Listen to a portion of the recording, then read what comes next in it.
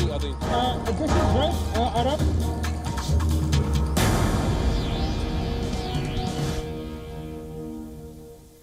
Hello and welcome to WION Live Broadcast from Washington DC. I'm Nick Harper, and in this bulletin we'll bring you all the latest developing stories from around the world. But before we begin, let's take a look at the headlines. Afghanistan में सत्ता परिवर्तन inclusive नहीं है। इससे नई व्यवस्था की स्वीकार्यता पर सवाल उठते हैं।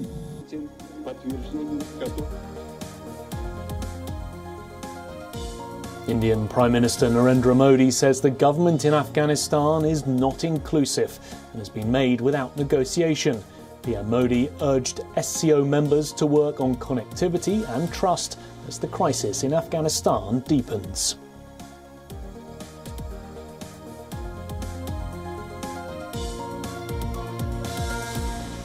India sets a record by administering over 20 million COVID-19 vaccine doses in a single day. It's the fourth time in less than a month that India has administered over 10 million doses in a day.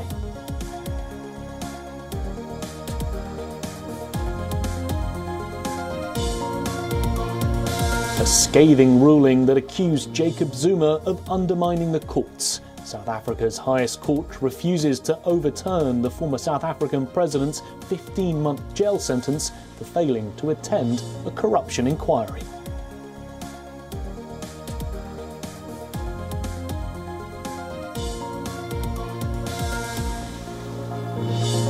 Myanmar's junta will put ousted leader Aung San Suu Kyi on trial for corruption, adding to a raft of ongoing cases that could see her jailed for decades. Suu Kyi has been under house arrest since the coup in February.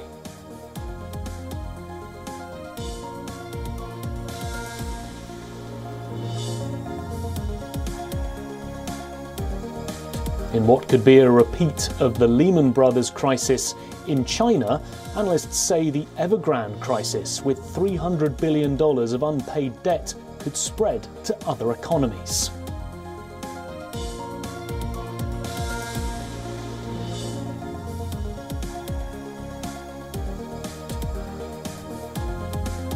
And New Zealand cricket suspend their tour of Pakistan due to security concerns, just minutes before the first ODI was scheduled to begin. New Zealand confirmed they received intelligence from their government about a security threat.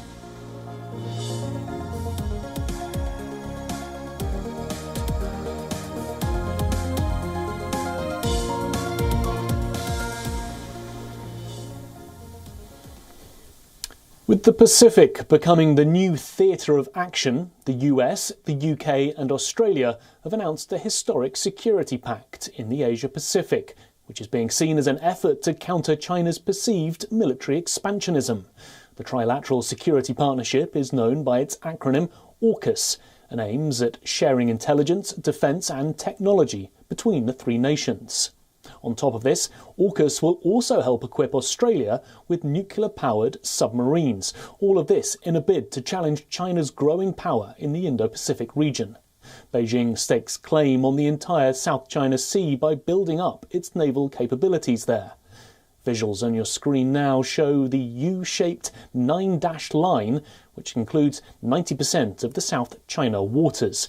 The line, which was adopted in the 1940s, demarks China's assertion over the sea and the land contained within. So how strong is China's military? Well, in recent decades, the Chinese government has invested heavily in state-owned and private sector defence companies. China is estimated to be the world's second-largest arms producer. Its latest and most advanced pieces of military equipment include new light arms, an aircraft carrier task group, and a hypersonic missile. Apart from this, China has also developed several armed, unmanned aerial vehicles with plateau operations capabilities. As of now, only 6 countries in the world possess nuclear submarines. That's France, Britain, Russia, the US, China and India. And with the AUKUS alliance, Australia will also become a nuclear weapons state by acquiring a fleet of nuclear-powered submarines, a capability aimed at promoting stability in the Indo-Pacific. Over the next 18 months, the three countries will work together to ensure peace in the region. Meanwhile, India has a wider stake in the South China Sea, as nearly 55% of India's trade with the Indo-Pacific region passes through these waters. The South China Sea sees a sizable portion of the world's trade that passes through the Malacca Straits. China not only dominates the South China Sea, but it's also seen as threatening Taiwan. And in the face of severe threats from China, Taiwan has decided to upgrade its weapons. The island plans to spend an extra 240 billion Taiwanese dollars on defence over the next 5 years. However, the big question is, with all the countries ramping up their defence capabilities, forming alliances and reinforcing their nuclear arsenals, is this a prelude to actively beginning countering China's military expansionism?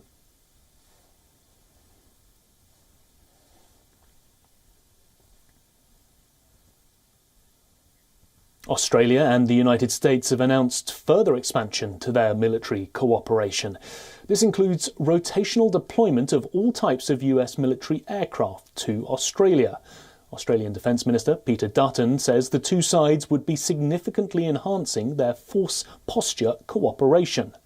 Australia and the US will also increase interoperability between forces and deepen alliance activities in the Indo-Pacific. Canberra says it's also willing to host more US Marines on rotation through the northern city of Darwin. As part of enhancing the force posture cooperation, the US will now station its military aircraft in Australia on a rotational basis. The move is being seen as a counter to increased Chinese activities in the Indo-Pacific. Yesterday, Minister Dutton and I signed a statement of intent that will expand our efforts to co-develop advanced defense capabilities. And today, we endorse major force posture initiatives that will expand our access and presence in Australia. We agreed to take immediate steps to improve interoperability through deeper integration. To achieve this goal, Canberra and Washington will enhance logistics and sustainment capability for submarines and surface combatants in Australia. The US Secretary of Defence Lloyd Austin hailed the development, saying the new defence pact will ensure major force posture initiatives that will expand our access and presence in Australia. The United States and its allies are looking for ways to push back against China's growing power and influence, particularly its military build-up, pressure on Taiwan and deployments in the contested South China Sea. We spoke in detail about China's destabilizing activities and Beijing's efforts to coerce and intimidate other countries, contrary to established rules and norms. And while we seek a constructive, results-oriented relationship with the PRC, we will remain clear-eyed in our view of Beijing's efforts to undermine the established international order. But not everybody's happy. The new AUKUS pact has angered NATO ally France, which has described the move as a stab in the back. The US says that France and other NATO partners were informed before the announcement of the AUKUS deal. US Secretary of State Antony Blinken says France continues to remain a vital partner for the United States in the Indo-Pacific. Meanwhile, the French Foreign Minister accused US President Joe Biden of acting like former US President Trump.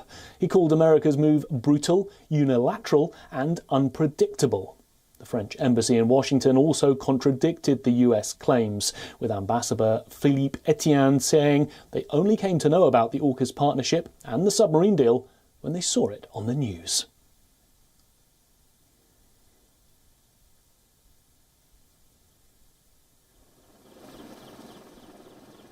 In a bid to boost its economic clout, China has filed an application to join the Comprehensive and Progressive Agreement for Trans-Pacific Partnership.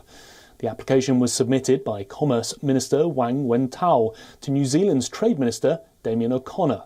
This after the AUKUS pact between the UK, Australia and the US inked the multi-billion-dollar nuclear-powered submarine deal. It's important to note that the CPTPP, originally known as the Trans-Pacific Partnership, was seen as an important economic counterweight to China's regional influence. But it turns out China is seeing it as an economic opportunity. The pact was signed by 11 countries, which includes Australia, other signatories being Brunei, Canada, Chile, Japan, Malaysia, Mexico, New Zealand, Peru, Singapore and Vietnam. Despite sour relations, China lobbied the Australian Parliament to support its ambition to join the group, mentioning in its submission that China and Australia's economies have enormous potential for cooperation.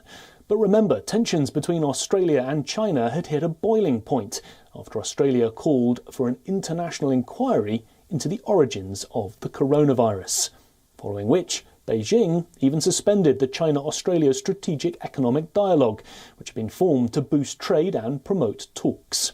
Japan, the chair of the CPTPP this year, has taken the application into account and has said that consultations will be held with member countries to respond to China's request. However, a timeline of what comes next has not yet been given. If things work in China's favour, this ascension would be a major boost for the country, considering the signing of the 15-nation Regional Comprehensive Economic Partnership, or RCEP, free trade agreement that took place last year.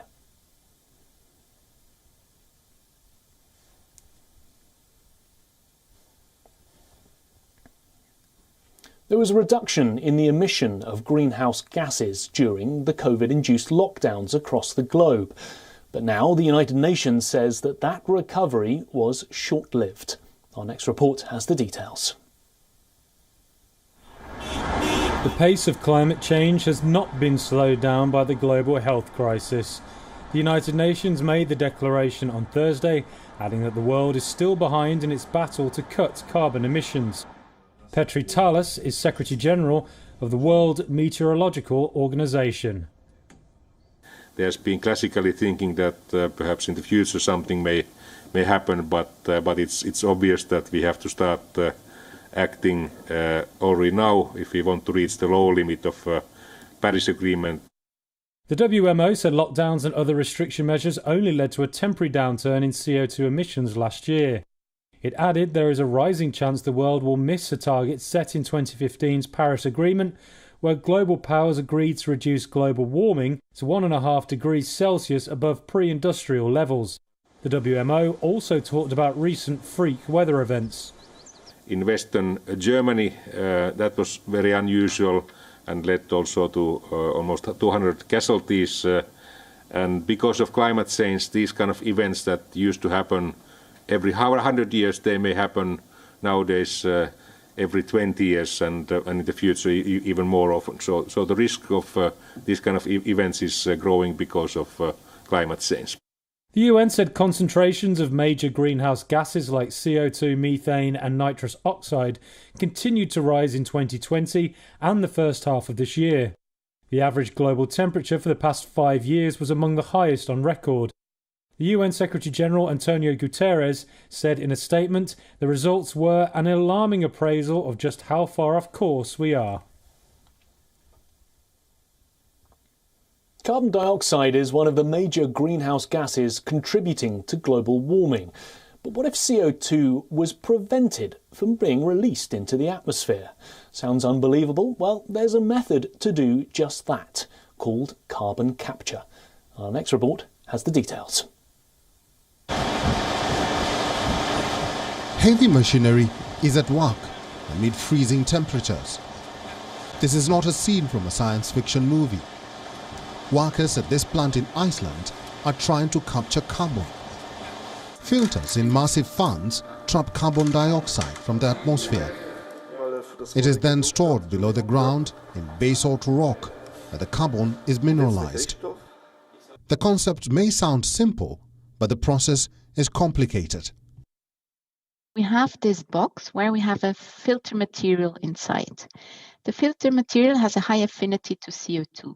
This means when we blow air through the collector, the CO2 sticks to the filter material and we keep on blowing air through. When the filter material is saturated, we stop, we close the box and we start heating. We heat with low-grade heat up to approximately 100 degrees. And while doing so, the CO2 is released from the filter material and can be pumped out of the collector.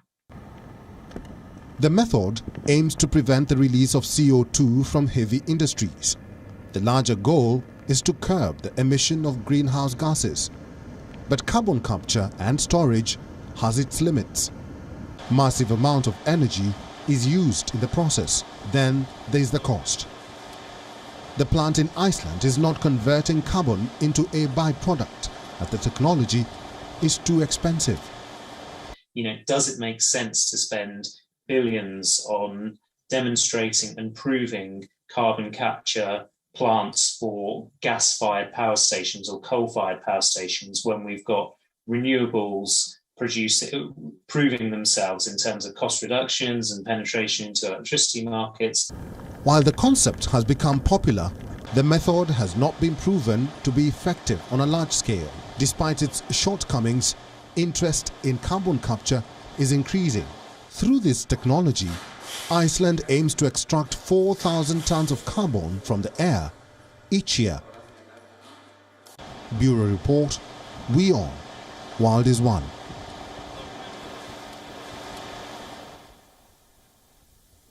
Next today, the story of human evolution is the story of human migration out of Africa. In the latest archaeological finding, researchers have unearthed what they believe are the oldest remains outside of Africa. This archaeological mound, about 100 kilometers south of Tbilisi in Georgia, is being hailed as the most important missing link in the story of human migration out of Africa. The process of unearthing the bones is tedious, but the archaeologists are thrilled. They have so far found fossils of extinct animals and primitive stone tools that have been dated to be as ancient as 2.6 million years. This is Orosmani prehistoric site, the oldest evidence of human presence out of Africa, this with the Dmanisi, and we find it some connection with Dmanisi because the Orosmani site is situated in the same river valley which Dmanisi site, and the river's name is the Mashawera. And the sediments, we have fluvial lacustrial sediments, and in these fluvial lacustrial sediments we find like fauna in anatomical connections, and with the fauna the artifacts of Oldowan culture. Oldowans are stone tools that were used during the Lower Paleolithic period. Among the findings are the remains of saber-toothed cats, Etruscan wolves, hyenas and antelopes. According to researchers, fossils of extinct animals and primitive stone tools in the same archaeological mound are an indication of the presence of hominins. Dmanisi represents a time capsule, and this is a unique opportunity to learn one important episode of human evolution. It dates back around 1.8, and it's very important to study what happened before and after, and also to look bigger picture. I think this new site gives us an opportunity to study first dispersal of the hominids out of Africa, to learn about their environment. Scientists believe the Manisi area was settled en masse by Homo erectus. During the migration from Africa, Homo erectus, or the upright man, is the oldest known human ancestor that had a modern, human-like body structure and was capable of making primitive tools.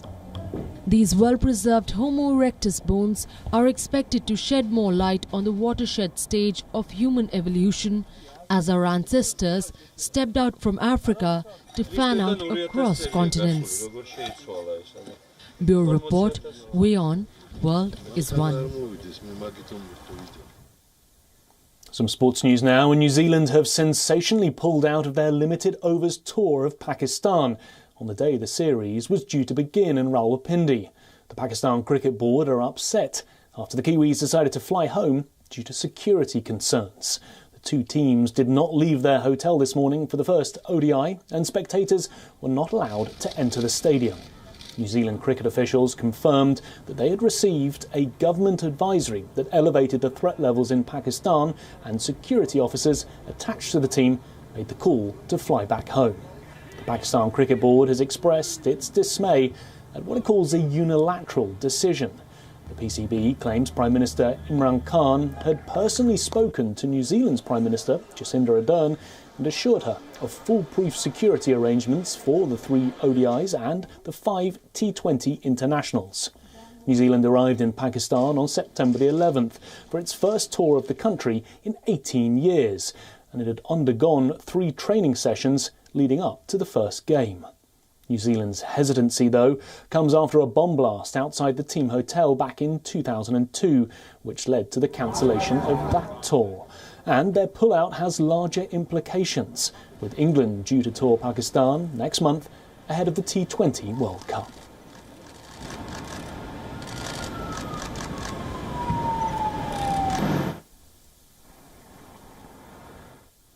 The Cholita climbers of Bolivia are a group of Aymara women. They've climbed the summit of all the mountains across Latin America. They formed back in 2015, and they've climbed a series of Bolivia's highest peaks. And in their latest enterprise, dressed in traditional attire, the Cholitas played a football match at 5,890 metres altitude near the capital, La Paz, on Wednesday.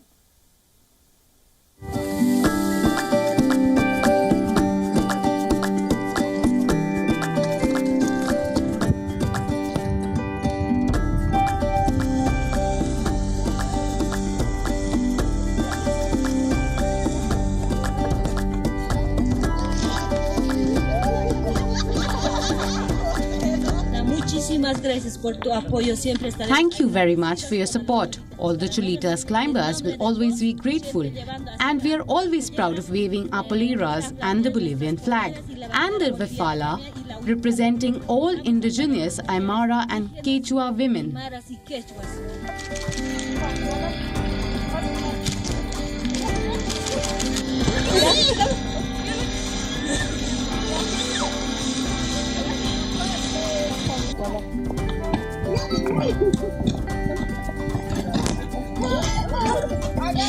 ¡Que viva las Cholitas escaladoras! Well, with that, it's a wrap on today's WION Live Broadcast from Washington, D.C. I'm Nick Harper, and for more global news and updates, stay tuned to WION World is One.